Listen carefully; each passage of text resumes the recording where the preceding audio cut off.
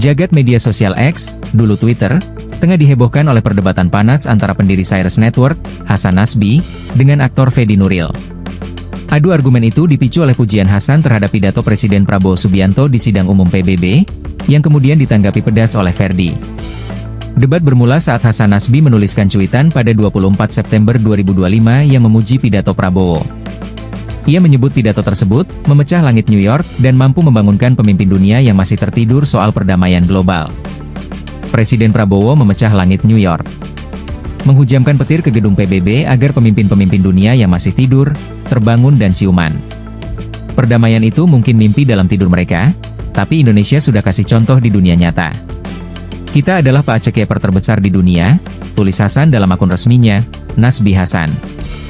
Namun, pujian itu justru menuai respon sinis dari Fedi Nuril. Melalui akun real Fedi Nuril, ia menyebut komentar Hasan berlebihan dan menudingnya sebagai penjilat. Penjilat kalau muji memang suka lebay. Apanya yang memecah langit? Menyebut langsung Israel dan mengecam Netanyahu sebagai pelaku genosida aja nggak berani. Yang ada cuma, memecah meja podium, karena digebrak berkali-kali, tulis Fedi. Tak terima, Hasan Nasbi membalas sindiran itu dengan menyebut bahwa dukungannya terbukti karena pihak yang ia bela kini berkuasa.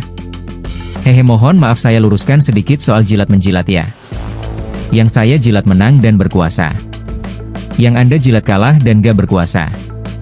Sekadar jadi penjilat pun Anda kurang kompeten. Tapi biasa itu, yang kurang marah-marah sama yang lebih itu wajar, balas Hasan. Perseteruan ini semakin panas setelah Fedi kembali menanggapi dan menantang Hasan untuk menunjukkan bukti dirinya pernah menjilat pihak tertentu.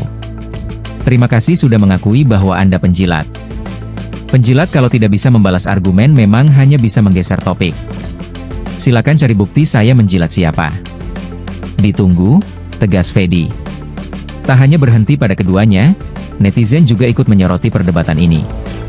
Sebagian menganggap Hasan berlebihan dalam memuji, sementara yang lain mendukung Fedi karena berani menyinggung isu Israel dan Palestina yang dinilai sensitif.